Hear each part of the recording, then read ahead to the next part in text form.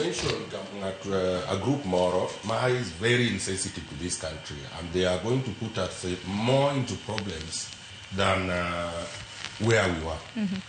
There is a group calling themselves the civil societies. That to me, from where I sit, I personally believe that these are people who are funded. They are using these groups as business enterprises. For example, Sharon, recently, I think it was last week, if not on Wednesday or Tuesday, along Mombasa Lamu Road, civil societies, I once stayed those sites for some good time. And Sharon, I wonder, for example, Halid Maja Muhurini, I really wonder sometimes what is their intention. For example, our country has been under threat of terrorism. Nyeti wa mabende manajo Kenya, magyo wachone gi protect. Owuo koko kendo gi terrorists. Odhi endara. Gichung' endara, ka girito ni bina dui moro di bika koting'o mo. Kendo gigeng'o negi, to seche miketo surveillance. Sometimes, Sharon, mondo migeng' ne njaga kik wuoth freely from Kisumu to Nairobi. Iketo roadblock. Mondo mi kapo ni nitiere jajaga moro madauso njaga, to ringo manyo panyarut muwuothe. Then it is a form of to threaten adui masa moro dwakal. It is so unfortunate, ni Muhuri, gijo civil societies, they group with themselves.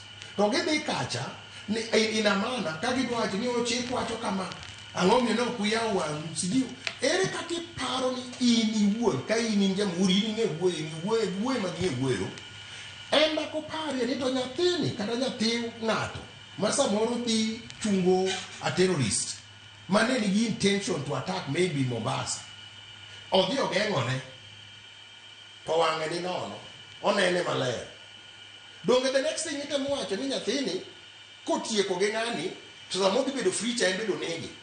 So I agree ni our civil societies sani sama kawuoro timore ni mane gino timore nyoro ni macha ni gitere court, we agree. To sanda koro giwuogie gigo e koko ne joma notimo gini that giluonge press conference, because Sharon, what is happening if we don't take this thing seriously, then this is terrorism of the other side of the coin.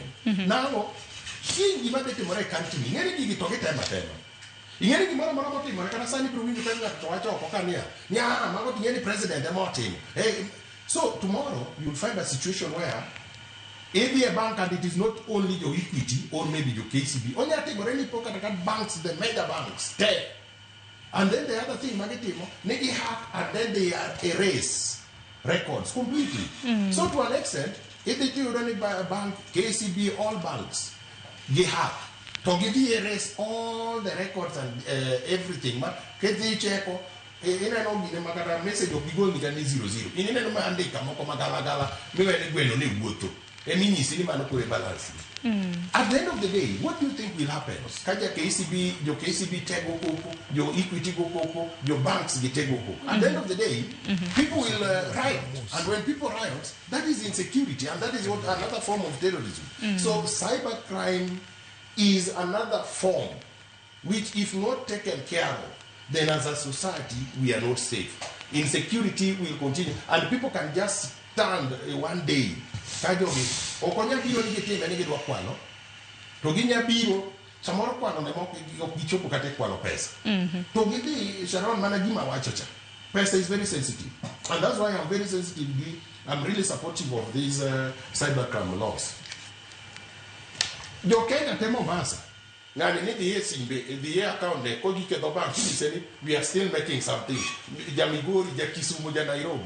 That day, and maybe it happens within 1 week, Serikal temo erete money with one loss of Kiango. Iparoni Kenya debate now. It will completely be war. And when there is such a situation, then the country will be ungovernable, and therefore the terrorists will be taking advantage. And lastly, Sharon, if you look at, and even if you read the papers, there are people in this country who are heading these departments who are part of these things.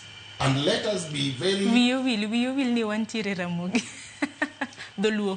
Oh, yeah, you come on. Gima paro, ni nitiere jowa moko. Matiyo kata samore ne kiare. samore ne Kenya Power and Lightning Company. To gin e gini kage ng'iyo ni to toke ka gini otimore, are they going to benefit? So serikal otim uchunguzi bende mag tut kuom jotendwa, especially my head department mag ICT. Mondo ng'i ni samoro gigi gin in-house dealings.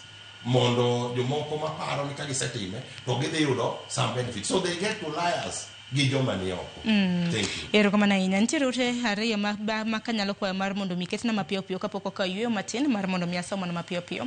Ntiere Victor Wariobe, kindly ask Honorable Peter Masara about the plan of the government to confirm 20,000 serving intern teachers since he's a member of Masara Education Committee. Ntiere security. Samoro Masari bro nyisa ka noloki samoro takia. Levis wada wasiboda hi wacho ni nitiere gima sirikal temo umo. Emomiyo ni gi hack accounts. Aparo no maka na